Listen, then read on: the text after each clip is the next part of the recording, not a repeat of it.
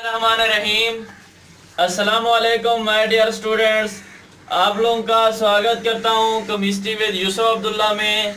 आज हम लोग लेक्चर नंबर 3 में डिस्कवरी ऑफ प्रोटॉन्स को डिस्कस करेंगे। 1886 में गोल्डस्टेन ने एक एक्सपेरिमेंट किया जिसकी मदद से उसने प्रोटॉन्स यानी कि कैनाल रेज को डिस्कवर किया। अब उसके एक्सपेरिमेंट में अपरेटस क्या क्या उसने यूज़ किया। उसने एक डिस्चार्ज ट्यूब ली, ये डिस्चार्ज ट्यूब है। उसके अलावा इसने परफोरेटेड कैथोड लिया, ऐसा कैथोड जिसमें सुराख हों यानी होल्स मौजूद हों, ये कैथोड इसने यूज़ किया। इसके अलावा इसने मेटेलिक एनोड यूज़ किया और एक बैटरी यूज़ की हाई वोल्टेज की। इसका प्रेशर भी उसने वैसे ही लो रखा जिस तरह सर विलियम क्राक्स ने रखा था।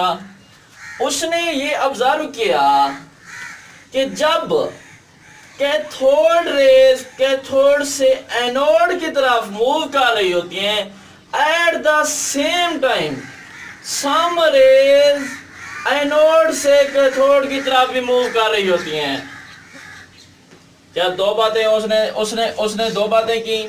एक बात ये की कि जब हम इस बैटरी का प्रेशर कम रखकर हाई वोल्टेज के साथ इसको जोड़ते हैं और परफोरेटेड कैथोड यूज करते हैं, तो हम लोग ये देखते हैं कि जब कैथोड रेज कैथोड से एनोड की तरफ मूव कर रही होती हैं, एट द सेम टाइम कुछ ऐसी रेज हैं जो एनोड से कैथोड की तरफ मूव कर रही होती हैं। उसने दो बातें बयान की। उसने कहा ये जो रेज हैं these passes through canals of the cathode, ये कैनाल्स ऑफ कैथोड से पास करती हैं।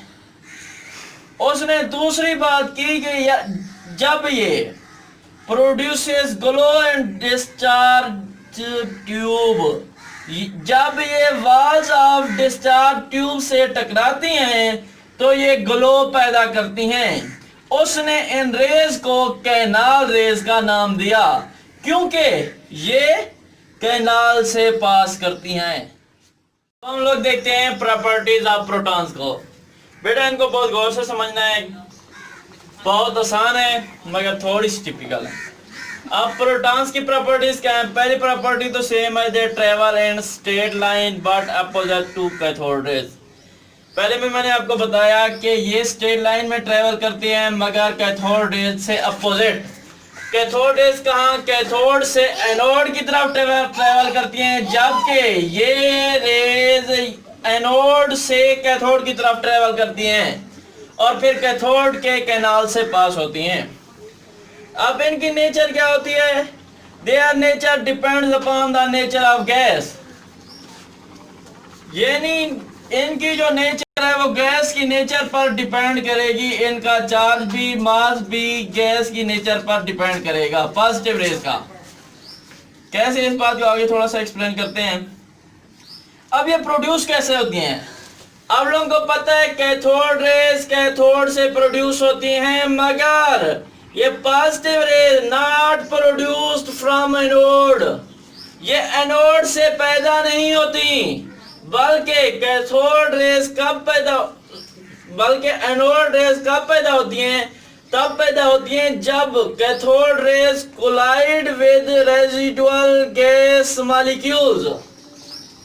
ये उस वक्त पैदा होती हैं जब डिस्चार्ज ट्यूब में गैस मॉलिक्यूल्स जो बचे होते हैं, कुछ तो गैस को हमने वैक्यूम पंप की मदद से आउट कर दिया, जो गैस के मॉलिक्यूल उसमें बचे हुए हैं, जब ये इलेक्ट्रॉन जाकर उनके साथ टकराते हैं तो फिर उनमें से इलेक्ट्रॉन्स को नॉकआउट करते हैं और positive raise are produced.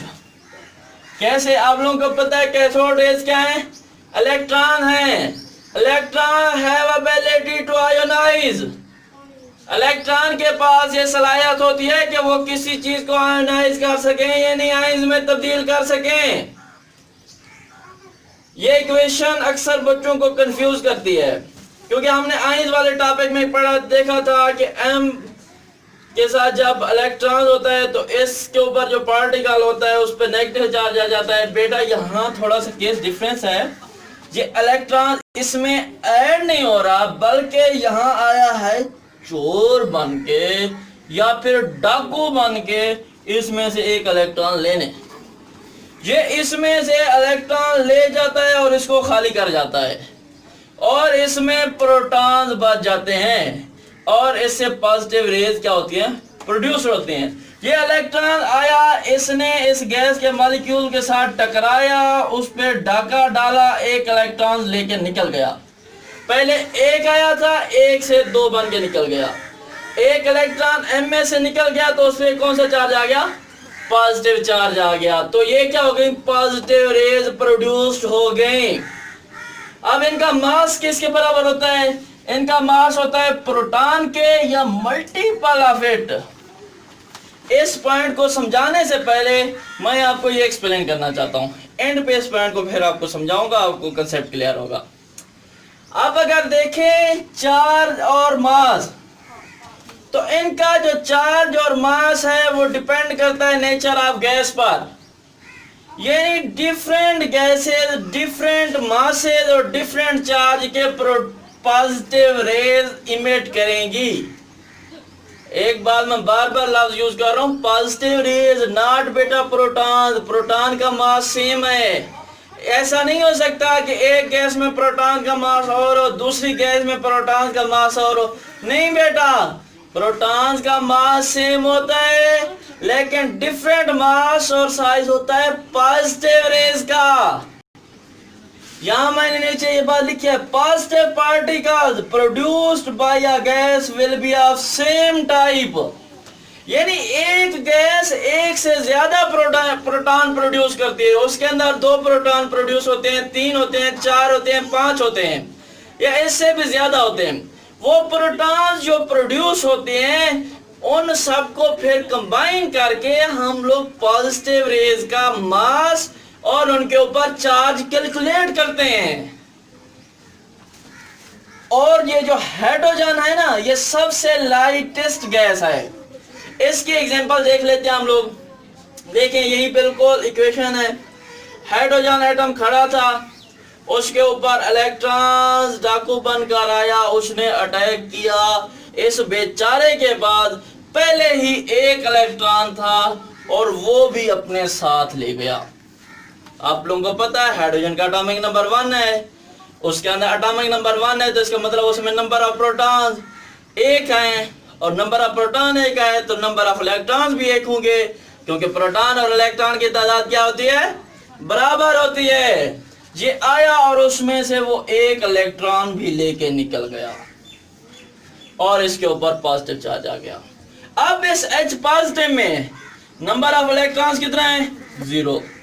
Number of neutrons कितना है, 0। सिर्फ और सिर्फ इसमें क्या है, एक ही प्रोटॉन मौजूद है। तो इस वजह से जो लाइटेस्ट गैस है हाइड्रोजन, उससे प्रोड्यूस होने वाली पॉजिटिव रेज क्या है, प्रोटॉन्स हैं। अब आते हैं इस पॉइंट पर। अब इन पॉजिटिव रेज का मास क्या होगा, या इक्वल टू प्रोटॉन होगा। इन केस ऑफ हाइड्रोजन ये किसके बराबर होगी, प्रोटॉन। दूसरे केसेस भी हो सकते हैं मगर या इसका केस क्या होगा, इन पॉजिटिव रेज का मास होगा प्रोटॉन्स के बराबर और मल्टीपल ऑफ इट, या इससे मल्टीपल होगा। यानी हम उसमें 2 प्रोटॉन है तो 2 के साथ मल्टीप्लाई करके, 3 है तो 3 के साथ मल्टीप्लाई करके हम लोग उनका मास कैलकुलेट करेंगे। अब इसकी डिस्कवरी के हवाले से हम एक एनिमेशन वीडियो देख लेते हैं कि ये बनती किस तरह से। Canal rays. Let us look at Goldstein's experiment setup. Goldstein used a discharge tube like that of Thomson, with an anode and a perforated cathode in the middle. He also used a fluorescent screen at the other end to sense the rays. At the pressure of about 1 millimeter mercury, there were cathode rays from the cathode towards the anode. Behind the cathode, we also observed a luminous stream of particles proceeding in the opposite direction of cathode rays. Goldstein called them canal rays as they passed through canal-like holes and came out on the other side. I hope animation से आप लोगों को सब कुछ clear हो गया होगा। इंशाल्लाह हम अपनी नेक्स्ट वीडियो में डिस्कवरी ऑफ न्यूट्रॉन्स को डिस्कस करेंगे। इसके मुतालिक आप लोगों की कोई भी क्यूरी हो वो आप लोग कमेंट सेक्शन में मुझसे पूछ सकते हैं। अल्लाह हाफिज। I wish you best of luck.